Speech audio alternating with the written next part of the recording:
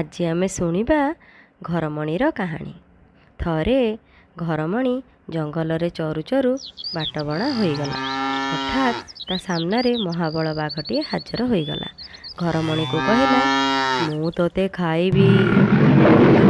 ଡରିଗଲା, ହେଲେ ବୁଦ୍ଧି ଖଟାଇ ଏକ ଉପାୟ ପାଞ୍ଚିଲା।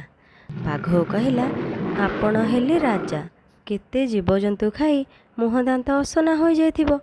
ଆପଣ ଯାଆନ୍ତୁ, ପ୍ରଥମେ ଝରଣା ପାଣିରେ ମୁହଁ ଧୋଇବେ। ଝରଣା କୂଳର ମୁଗୁନି ପଥରରେ ଦାନ୍ତକୁ ପଜେଇ ଆସି ମୋତେ ଖାଇବେ।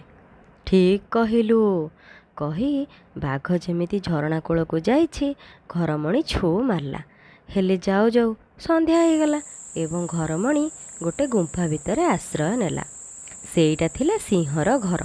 ସିଂହ ଯେମିତି ଗୁମ୍ଫାରେ ପଶିଛି, ଦେଖିଲା ଅନ୍ଧାରରେ ଆଖି ଦୁଇଟି ଚିକ୍ ଚିକ୍ କରୁଛି। ଗର୍ଜନ କରି ପଚାରିଲା, କିଏ ରେ ତୁ? ଘରମଣି ଭାବିଲା, ଏବେ ନିଶ୍ଚୟ ଜୀବନ ଯିବ।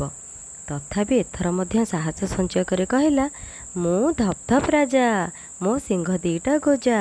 ଏକ ସିଂହରେ ଗଛକୁ ଭାଙ୍ଗେ, ଦ୍ୱିତୀୟ ସିଂହରେ ସିଂହକୁ ମାରେ। ଏହା ଶୁଣି ସିଂହ ପ୍ରାଣ ବିକଳରେ ସେଠାରୁ ଯାଇ ଆଉ 5ଟା ସିଂହକୁ ଧରି ଆସିଲା। ତାଙ୍କ ଗର୍ଜନରେ ଗୁମ୍ଫା ଥରି ଉଠୁଥାଏ। ଘରମଣି ଛାତିକୁ ଦମ୍ଭ କରି କହିଲା, ଏ ସିଂହ, ତୋତେ 10ଟା ସିଂହ ଆଣିବାକୁ କହିଥିଲି, ତୁ କ'ଣ 5ଟା ଆଣିଛୁ?